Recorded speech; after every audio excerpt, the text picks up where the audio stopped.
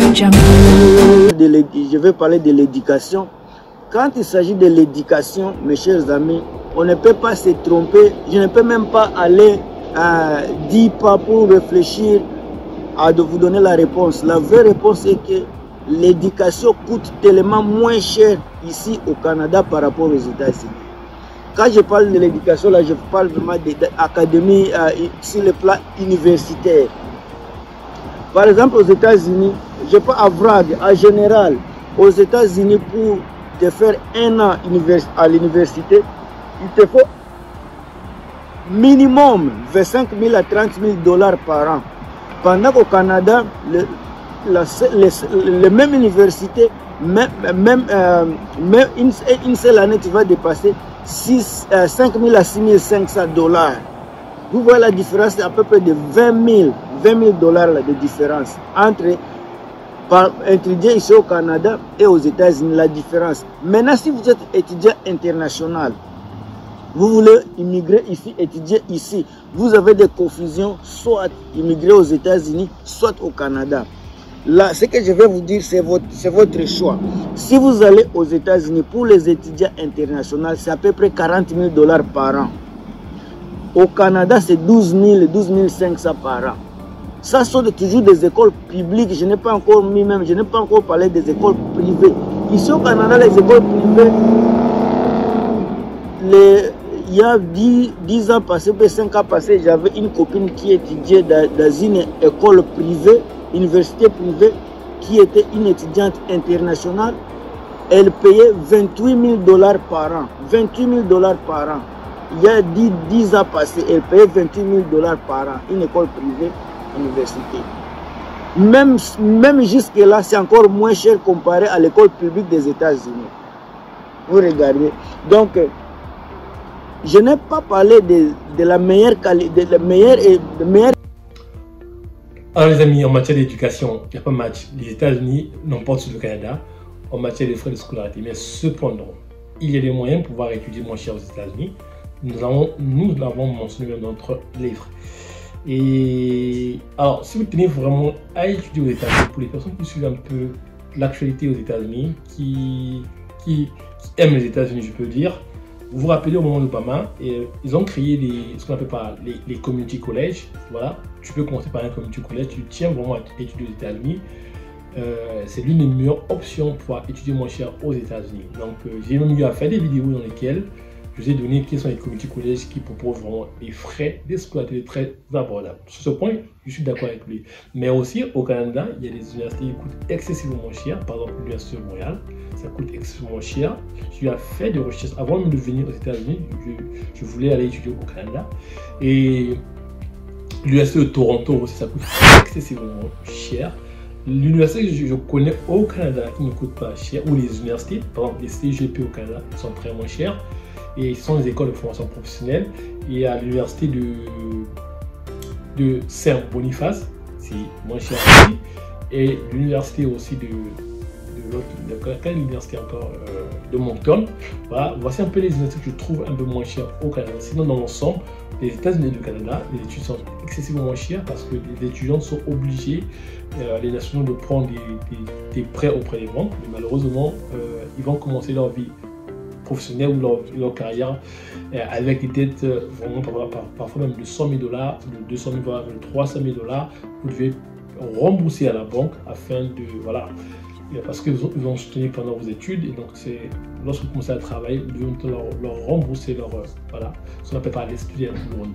Donc ces deux pays fonctionnent aussi pratiquement pareil en ce qui concerne les études. Donc je ne dis pas que les études au Canada sont plus chères qu'aux États-Unis, mais au moins aussi il y a des universités au Canada qui coûtent excessivement aussi cher. J'ai eu à faire des recherches sur ces universités. Donc les amis, vous devez être très curieux, faire très attention lorsque vous essayez de faire entre la différence des études, les frais de scolarité entre le Canada et les États-Unis. Donc là, on parle que de frais de scolarité, on n'a pas pris la vie de tous les jours. Donc à quoi s'attendre comme dépense. Donc nous allons continuer à voir cette vidéo et nous allons revenir ici et essayer d'analyser encore. Vous regardez. Donc je n'ai pas parlé de la meilleure qualité, de la meilleure éducation, je parle des coûts de l'éducation. Mais il ne faut pas oublier qu'ici au Canada, il y a des écoles les plus réputées au monde, comme le McGill University, Université de McGill, Montréal, il y a UBC, Université de British Columbia. Il y a beaucoup d'universités qui sont vraiment, qui sont connues vraiment qui sont connues mondialement, qui sont de belles universités. Ils dispensent des cours vraiment avec un niveau élevé. Toutes ces choses-là, vous devez mettre à compte. Les universités canadiennes sont moins chères par rapport aux universités des États-Unis. Coût de vie, la qualité de vie canadienne est plus mieux que la qualité de vie américaine. Quand on parle de salaire, le salaire des États-Unis est meilleur. Si tu as besoin d'argent, vraiment, il faut aller aux États-Unis. Mais avec des conséquences, si vous tombez malade un jour aux États-Unis, vous aurez des problèmes. C'est pour cela que vous verrez toujours les Américains se faire des travaux. Ils ont toujours des travaux en majorité, puisque le premier travail, c'est pour les besoins sociaux, les maisons, la nourriture, de telles choses. Et le deuxième travail, c'est dans le cas où quelqu'un est tombé malade, puisque les services médicaux des États-Unis, c'est tellement cher, et puis c'est privé, c'est privatisé. Alors, la vidéo ici, je l'ai fait en 2002. Si vous la regardez pendant que les choses ont changé dans les années qui viennent, alors n'oubliez pas que la vidéo ici, elle est datée vraiment en juin 2022. Les choses que je vous dis, ce sont les choses qui se passent en 2022. La réalité que je vous dis, elle est relatée en 2022. Donc, je vous ai parlé des conditions de vie. La condition de vie canadienne, elle est la meilleure. Les études canadiennes, ça coûte moins cher. Sécurité au Canada, elle est plus meilleure que les États-Unis. Il y en a tant d'autres. Il y a les gens qui posent des questions concernant sur le climat. Mais en tout cas, la vérité est que quand on compare les deux pays, les États-Unis et le Canada, les États-Unis ont le climat qui est meilleur par rapport au Canada. Le Canada a seulement une province qui a un beau... Ce qui concerne la qualité de vie. Alors, la qualité de vie aux États-Unis, ça dépend de votre statut social. Si vous avez vraiment de l'argent, vous allez avoir une bonne qualité de vie, vous allez choisir les meilleurs endroits pour vivre aux États-Unis, je suis d'accord. Mais cela n'est pas donné à tout le monde. Donc, avoir une meilleure qualité de vie. Donc ça, je suis d'accord avec lui aussi. Voilà, donc aux États-Unis, on est obligé de faire ça 2 ou 3 boulots au même moment pour pouvoir s'en sortir financièrement. Donc ça, sur ce point, je lui donne vraiment un 10. Et voilà, normalement, quelqu'un n'a pas besoin de 2 ou 3 boulots pour pouvoir s'en sortir financièrement. Mais ils ont mis des systèmes économiques qui permettent, en fait, qui font que les gens sont obligés d'avoir au moins 2 ou 3 boulots pour pouvoir s'en sortir financièrement. Donc sur ce point-là, je lui donne le chapeau et voilà. Donc le Canada l'emporte sur les États-Unis. Donc on continue à regarder bien la vidéo.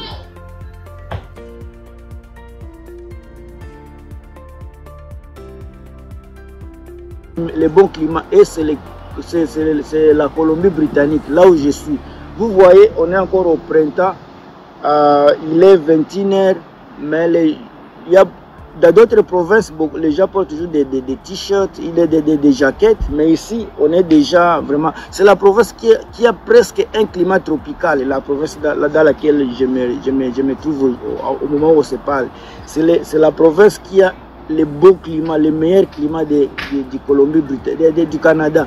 Et puis la province qui a beaucoup plus du soleil, c'est la province de l'Alberta, précisément à Calgary. Ils ont 304 jours du soleil par an. Vous voyez, donc ils ont le soleil, donc leur climat, c'est pas le climat qui est un peu sec. Même si c'est froid, vous ne sentez pas vraiment le froid. Ils peuvent neiger là-bas jusqu'à aller dans les moins 20 degrés, mais vous sentez comme c'est 10 degrés, puisque le snow, la neige est vraiment est sec, ce n'est pas humide. Alors, attaquez votre frère Gilmas. Si vous avez des suggestions, d'autres suggestions, n'oubliez pas de les mettre là dans des commentaires. Je suis là pour vous, comme je vous ai dit. La vidéo aussi, si vous l'aimez, n'oubliez pas de la partager. Si vous l'aimez aussi, si vous aimez la vidéo, il faut liker. Il faut vous abonner aussi à la vidéo. C'est parce que la chaîne du Chronique du Net TV, elle est dédiée à des émissions de motivation. Elle est dédiée à des vidéos d'encouragement. Je suis là pour vous. Je vous aime trop. Alors les amis, en matière de climat, vraiment, le climat aux États-Unis, ça dépend de l'endroit là où vous êtes. Par exemple, si vous vivez au nord, dans les États comme le Dakota du Nord ou le Dakota du Sud, il fait excessivement froid. Mais le Canada fait plus froid. Le Canada, en matière de climat, il fait plus froid au Canada qu'aux États-Unis. Ça, il n'y a pas vraiment une comparaison. Parce qu'aux États-Unis, ici, on a des États là où il fait moins froid. Par exemple, si vous vivez en Géorgie, donc dans Atlanta, par exemple, si vous vivez en Floride, là-bas, ils ne connaissent pas de neige. Donc, même à Las Vegas, ils ne connaissent pas de neige. Donc, vous pouvez aller vivre au Nevada. Donc, soit vous pouvez aller vivre dans tout ce qui est dans l'État du Sud, par exemple au Texas, vous pouvez aller vivre au Texas ou en Alabama. Si vous êtes pas vraiment vous êtes hostile, je peux dire, à la fraîcheur. Voici un peu ce que je voulais partager avec vous dans cette vidéo. J'espère que vous avez aimé cette analyse. Alors, entre ces deux pays, entre ces deux pays, j'aimerais juste dire, conclure que ça dépend, c'est un choix personnel. Si vous tenez à immigrer aux États-Unis, c'est votre choix personnel. Vous savez pourquoi vous voulez venir aux États-Unis. Ne voyez pas seulement l'argent. On peut faire de l'argent partout. Voilà.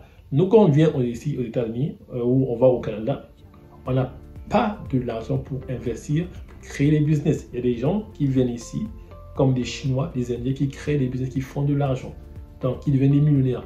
Donc, moi, je pense que sur ce point-là, ça dépend juste de votre mindset. Donc, la richesse est partout. Ça dépend juste comment la trouver, comment la créer. Donc, les amis, merci d'avoir regardé cette vidéo. J'espère que vous avez aimé ce contenu. Alors, si vous avez aimé, dites-moi. Alors, si vous aimez ce genre de contenu, je vais continuer à analyser les vidéos comme celle-ci. Mais comme je l'avais dit au départ, je ne serai plus actif à ma deuxième chaîne parce que je dois la faire grandir, parce que c'est là-bas. Je ne travaille pas vraiment à l'agence en ce qui concerne les visas. Il y a une autre personne qui travaille là-bas.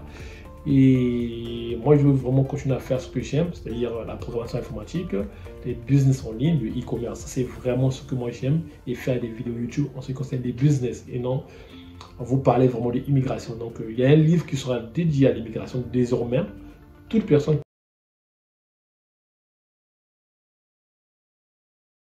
qui me posera une question qui est liée à l'immigration américaine ou visa États-Unis, il y aura un livre qui va sortir. Vous pouvez soit commander ce livre et voilà, avoir toutes les informations que vous avez besoin. Donc les amis, nous sommes arrivés à la fin de notre vidéo. Priez de vous abonner si ce n'est pas encore le cas. Alors, si vous voulez un coaching, vous pouvez écrire à notre email adresse. En ce qui concerne les États-Unis, les amis, alors comme je l'ai dit, il y a un visa H2A. Voilà, vous pouvez faire une demande de visa pour venir travailler dans les champs agricoles ici. Il y a des compagnies qui recrutent. Dans les prochaines vidéos, je vous montrerai comment faire cette demande de visa et je vous mettrai les liens des compagnies, comment appliquer. Mais vous devez savoir que vous devrez parler l'anglais parce que le Canada, c'est un pays bilingue, on parle français et anglais, mais les États-Unis n'est pas un pays bilingue. La première langue aux États-Unis, c'est l'anglais. Donc, merci d'avoir regardé. On se dit à bientôt dans la prochaine vidéo. Je vous aime beaucoup. Je vous dis au revoir.